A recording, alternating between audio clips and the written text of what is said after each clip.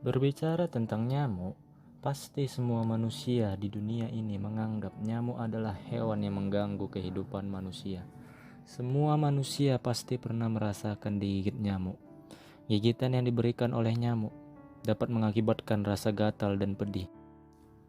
Nyamuk yang menghisap darah manusia hanya nyamuk betina. Darah yang dihisap bukan untuk dikonsumsi oleh dirinya sendiri, melainkan untuk diberikan kepada telur nyamuk. Karena telur nyamuk membutuhkan protein untuk tumbuh. Protein itu bisa didapat dari darah yang dihisap oleh nyamuk betina. Pada dasarnya, makanan pada nyamuk jantan dan betina adalah cairan nektar bunga. Nektar adalah cairan manis pada bunga yang mengandung gula. Nyamuk memiliki banyak jenis, salah satunya yaitu nyamuk Aedes aegypti. Nyamuk ini biasa kita sebut dengan nyamuk demam berdarah. Nyamuk ini sangat berbahaya, hanya dengan satu gigitan saja bisa menyebabkan seseorang sakit, bahkan sampai dilarikan ke rumah sakit. Lalu kenapa Allah menciptakan makhluk yang hanya dapat membuat manusia resah, kesal, dan menimbulkan berbagai macam penyakit? Allah tidak pernah menciptakan sesuatu tanpa hikmah. Tidak ada sesuatu yang Allah ciptakan dengan sia-sia. Sesuai dengan firman Allah dalam surah Shad ayat 27. Bismillahirrahmanirrahim. Wa ma khalaqnas samaa wal arda wa ma bainahuma batila. Zalika zannul ladzina kafaru fawailul lil ladzina kafaru minan nar. Dan kami tidak menciptakan langit dan bumi dan apa yang ada di antara keduanya dengan sia-sia atau tanpa hikmah. Yang demikian itu adalah anggapan orang-orang kafir. Maka celakalah orang-orang yang kafir itu, karena mereka akan masuk neraka. Quran Surah Shad ayat 27. Semua yang Allah ciptakan di dunia ini ada manfaatnya. Salah satunya nyamuk. Lantas apa manfaat yang dapat kita ambil dari nyamuk? Manfaat nyamuk. Larva nyamuk sebagai makanan bagi hewan-hewan kecil seperti kodok dan ikan kecil. Larva nyamuk sangat berguna untuk makanan pada hewan-hewan di dalam air. Selain larva nyamuk, nyamuk dewasa juga bisa dijadikan makanan yang bergizi yang dapat dikonsumsi oleh burung, kelelawar, dan laba-laba. Jika tidak ada nyamuk, maka tidak ada pabrik besar pembasmi nyamuk, seperti lotion nyamuk, obat nyamuk, dan semprot nyamuk. Karena banyaknya nyamuk yang dapat mengganggu manusia, membuat manusia sakit dan merasa gatal, bahkan ada yang masuk rumah sakit akibat digigit nyamuk, maka para ilmuwan membuat sebuah perusahaan obat nyamuk untuk membasmi nyamuk. Dengan adanya pabrik obat nyamuk, maka dapat menambah lahan pekerjaan bagi manusia. Nyamuk adalah makhluk yang paling kecil. Berat nyamuk adalah 0,001 gram. Di dalam tubuh nyamuk terdapat beberapa bagian-bagian. Hal ini merupakan salah satu contoh kekuasaan Allah. Ia menciptakan makhluk yang sangat kecil, tetapi nyamuk yang kecil ini banyak memiliki keunikan yang tidak dimiliki hewan lain, yaitu terdapat 100 mata di kepalanya. Walaupun nyamuk berukuran kecil, tetapi di kepala nyamuk ada 100 mata. Hal ini tentu saja sangat unik dan menakjubkan, yang biasanya hewan lain hanya mempunyai 2 mata di kepalanya, tapi tidak dengan nyamuk. 100 mata pada nyamuk dapat dilihat menggunakan mikroskop yang diperbesar 400 kali. Keunikan lain dari nyamuk yaitu memiliki 3 pasang sayap. Nyamuk juga memiliki 6 buah pisau pada belalainya. 4 buah pisau memiliki kegunaan untuk membuat luka berbentuk segi 4, dan 2 pisau lagi untuk membentuk lubang sesuai tabung pengisap darah. Terdapat juga 3 buah jantung pada nyamuk. Nyamuk juga mampu melihat di tempat gelap, karena nyamuk mempunyai alat pendeteksi panas. Dengan alat pendeteksi panas ini, nyamuk mampu melihat dalam keadaan gelap. Jadi, jangan heran ketika kita matikan lampu, nyamuk masih bisa menggigit kita. Mempunyai bius. Nyamuk ternyata baik pada manusia. Ketika nyamuk mengambil darah manusia, nyamuk tidak mau membuat manusia merasa sakit. Nyamuk memiliki alat pembius yang membuat manusia tidak merasa kesakitan ketika darahnya diambil. Ketika efek bius hilang, barulah manusia dapat merasakan sakit dan gatal. Nyamuk juga mempunyai alat pencair darah. Darah manusia dianggap kasar oleh nyamuk. Dengan alat pencair darah yang ada pada nyamuk, maka darah manusia bisa masuk ke belalai nyamuk. Nyamuk sebelum menggigit mengambil contoh darah dulu, setelah itu baru menggigit.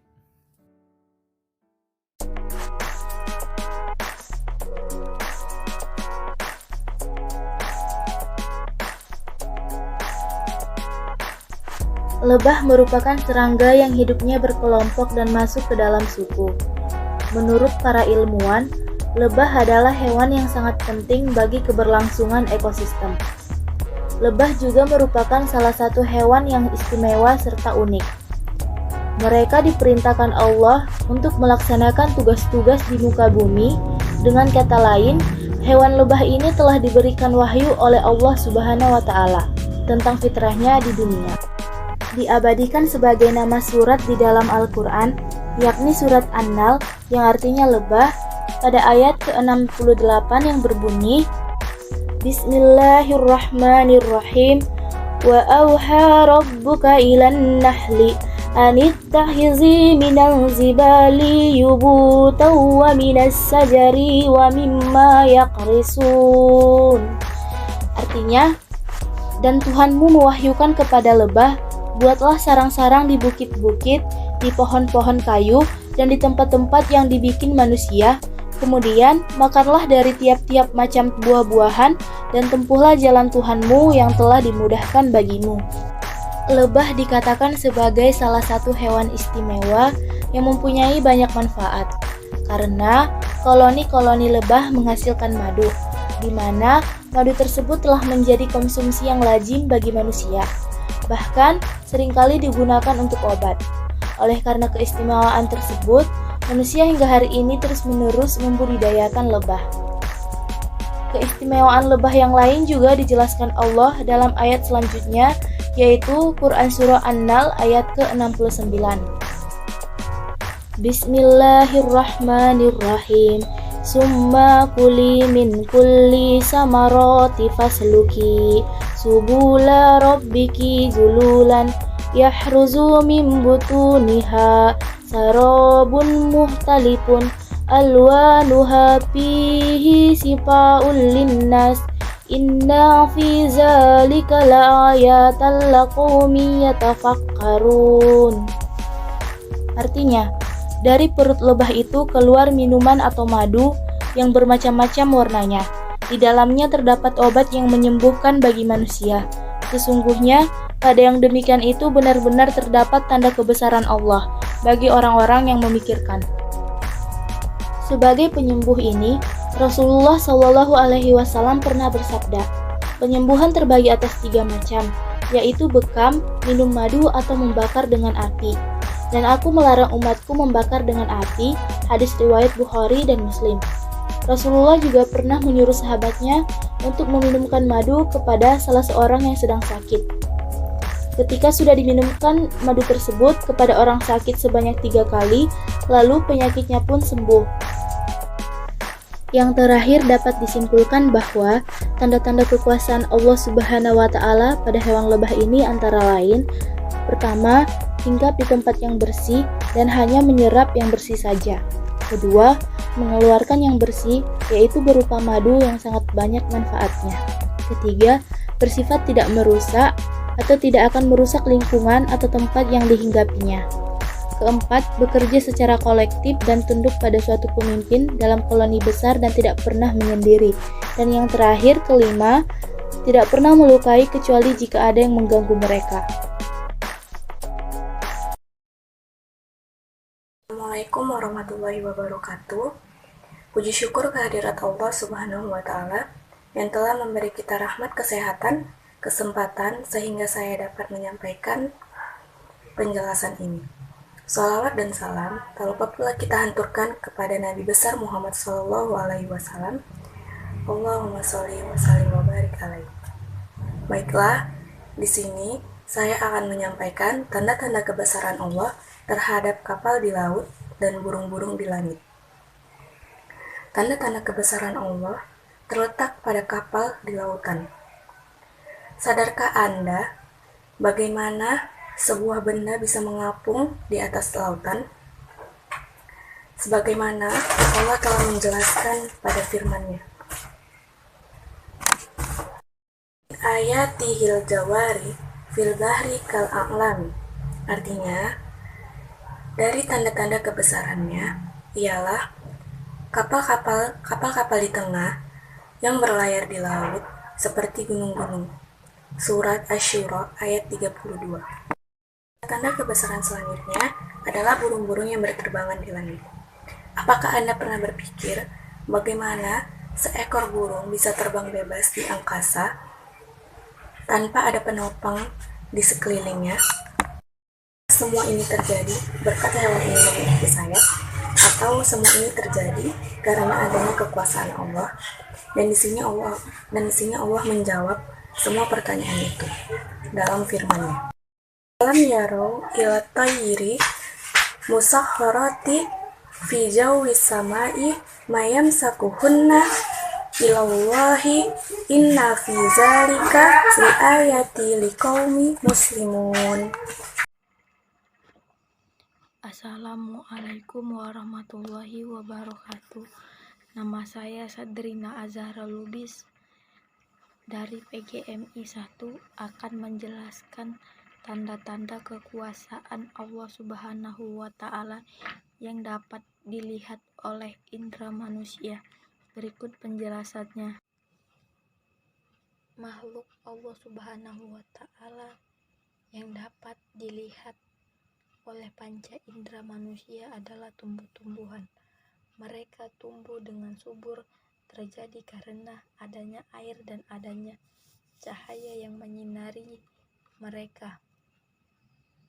Di dalam tafsir tahlili, Allah Subhanahu wa Ta'ala menyebutkan nikmat yang diperoleh dari langit secara langsung atau tidak langsung. Nikmat Allah Subhanahu wa Ta'ala yang mereka peroleh secara langsung adalah air hujan yang dapat dijadikan air minum dan keperluan lainnya dalam kehidupan mereka sehari-hari seperti mandi, mencuci pakaian, dan lain sebagainya. Turunnya air hujan juga membuat udara yang panas menjadi sejuk dan menyegarkan badan. Sedangkan nikmat Allah Subhanahu wa Ta'ala yang diperoleh secara tidak langsung dari air hujan adalah air itu dapat mengairi sawah dan menghidupkan segala macam tumbuh-tumbuhan. Segala tumbuh-tumbuhan itu sangat bermanfaat bagi manusia dan makhluk lainnya. Seperti manusia dapat mengembalakan binatang ternak mereka di padang rumput. Ayat ini merupakan salah satu dari sekian banyak ayat yang berbicara mengenai hujan dan kesuburan yang diakibatkannya. Di dalam Quran Surah An-Nur, Quran Surah ke-24 ayat 43, dan Quran Surah Ar-Rum ayat 48 dan ayat 49. Sedangkan uraian mengenai bagaimana hujan sangat berperan untuk kesuburan terdapat di dalam Quran Surah Qaf, Quran Surah ke-50 ayat 9-11. Allah Subhanahu wa Ta'ala berfirman di dalam Quran Surah An-Nahl ayat 11, yang artinya dengan air hujan itu Dia menumbuhkan untuk kamu tanam-tanaman zaitun, kurma, anggur. Sungguh pada yang demikian itu benar-benar terdapat tanda kebesaran Allah Subhanahu wa Ta'ala bagi orang yang berpikir ragam dan mengeluarkan buah-buahan yang beraneka ragam bentuk, warna, dan rasanya. Segala macam tumbuh-tumbuhan yang menghasilkan bahan yang dapat memenuhi kebutuhan hidup mereka adalah nikmat yang diberikan oleh Allah Subhanahu wa Ta'ala dan sekaligus sebagai bukti keesaannya bagi orang yang mengingkarinya. Pada akhir ayat ini dijelaskan bahwa segala macam nikmat yang diturunkan baik secara langsung ataupun tidak langsung merupakan bukti kebenaran bahwa sesungguhnya tidak ada Tuhan kecuali Allah. Bukti itu dapat diketahui oleh orang-orang yang memperhatikan dan memikirkan tanda-tanda kekuasaan Allah serta memikirkan hukum-hukum yang berlaku di dalamnya. Bukti kekuasaan Allah yang terdapat di alam ini cukup memberikan kepuasan pada orang-orang yang benar-benar memperhatikan kekuasaannya dan mempercayai keesaannya. Sebagai contoh, perhatikan biji-bijian baik biji tunggal ataupun berkeping dua yang terletak di permukaan tanah yang membasahi air hujan. Lama-kelamaan biji itu merekah dan akarnya keluar menembus permukaan tanah. Kemudian tumbuh batang dan dedaunan, lalu berkembang menjadi besar,